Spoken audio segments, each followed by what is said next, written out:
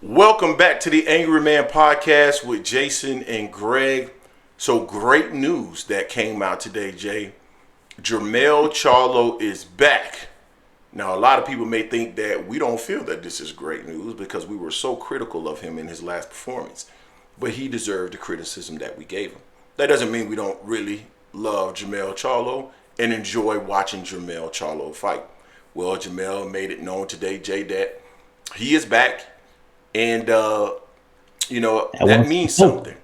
Now, we know that Jermell Charlo is both the WBA and WBC champion in recess. Now, why is this important? Because there are a lot of people out there that think that Terence Crawford is going to get a free pass to undisputed. Literally, they think he'll be undisputed by this coming up spring. They believe it's going to happen that fast. Well, with Jermell being the WBA and WBC champion in recess, he's not necessarily going to get an automatic, but in many cases, the champion in recess is positioned to get an automatic fight with the current champion. It happens all the time. Now, it is up to the discretion of the sanctioning bodies, but a former undisputed champion who had your title, who had issues outside of the ring, whether you believe that they were beyond his control or not, he had issues outside of the ring. He has returned, and now he is interested in fighting for the titles that he had. I don't know why a sanctioning body would deny him that right based off of their laws that they have or their rules that they have. I would think that they would get. Now, it is, again, I want to emphasize, it is up to their discretion, but I just do not understand why they would deny that. With that being said, then that means the winner out of Israel Madrimov and Terence Crawford, Jermell Charlo will have the opportunity to fight him, to force a mandatory, which means that Terence would not be able to fight for, let's say, the IBF title next. He may have to go through Jermell. Or let's say that he ends up not fighting Canelo Alvarez and he fights Fundora, right? Then he has the option, he being male, has the option to force a title fight. He can force a title fight down two different paths. So that would derail Terence Crawford in terms of his ability to go right into a fight to get the IBF.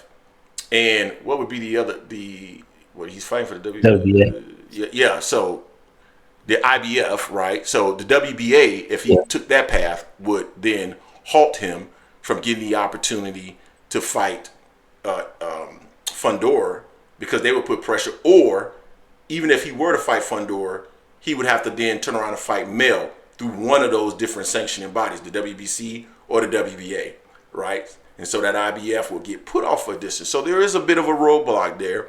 And then I would think that he wouldn't try to block Errol. So he will probably allow Errol to try to win that title, which could then, if he could then try to activate the WBC if Errol were to win. I mean, he could throw a monkey wrench in this whole thing. So it's just interesting how he's coming in and has the ability to truly shake up the 154-pound division, Jay. What are your thoughts on that? It's interesting, man. I mean, he has to do a lot to get that stain off of him from where he fought Canelo. Jermell at his top, he's a damn good fighter, and he's intriguing. He's definitely an emotional fighter, and he makes real good promotions for the fight.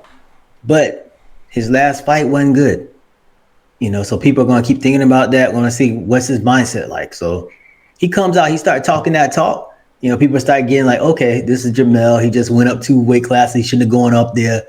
And he's going to come back and handle his business and do what he got to do at 154. So it's interesting to see what he's going to do, to see if he is going to throw that monkey wrench, to get in there to try to get a fight with Bud immediately, or whoever wins out of Bud and Madrimov, try to get his belt back at 154, or to go the other route and face WBC Fundora, or wait till after that. But either way, it's a lot of stuff in the water right now going on. So we don't know what's going on. Fundora and them waiting until August 4th to see what happens with Madrimov and Crawford. They're holding off anything on there. Then we seeing Mel saying he's back at 154, calling himself the champion, the king of 154 still. He hasn't lost it, He didn't lose it in the ring. after being undisputed. He hasn't defended it either, but it's gonna be interesting. I want to see what he does. That last fight, he's gonna have to do a lot of selling me again. It's good to have another player in there, knowing that he is a high level fighter. Outside of that one stand against Canelo, he is a high level fighter. So 154 is looking to be shaping up pretty nicely right now. We got some stuff coming on this year. He would have been out of the ring for a year, 16 months by the time he fights again, if he fights November, December, something like that. We know it's been rumored about PBC is talking about dropping some more scheduling later this year as well. So it's a lot going on. It's interesting. I'm happy he's back, but I want to see what he got to prove himself again though. That last fight was thinking, man, I can't get that out of my head. I can't. So here's where I'm gonna disagree with you. I don't think he has to prove himself because he's already proven himself at 154 pounds. He was undisputed there, right? So let me clarify what I mean by prove himself. He got prove himself that he's actually his heart is back in boxing because that thing against Canelo, that didn't look like the Mel. Mel at his A game, he's a hell of a fighter. That's the Mel I want to see fight someone like a Fandora or a Bud. The Mel that fought Canelo, I was like, I don't know what was going on with that dude there. That ain't the Mel I'm used to seeing. That's what I mean by he got to prove himself. Yeah, you need to add a clarifier there because that was confusing. Because I feel like Mel is definitely a player at 54, moving up 2 weight classes.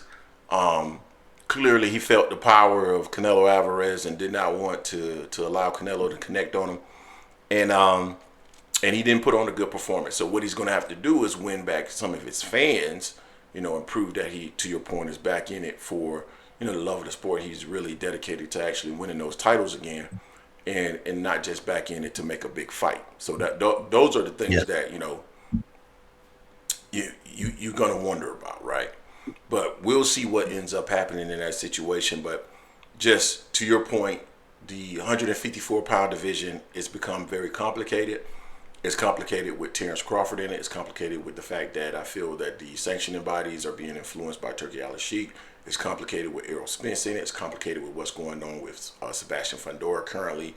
And it's just a whole lot of stuff going on. And it could be even more. Talk about Tim Tszyu. Yeah, Tim Tszyu. He deserves an opportunity to get back into the mix. And we got to see what happens on August 3rd.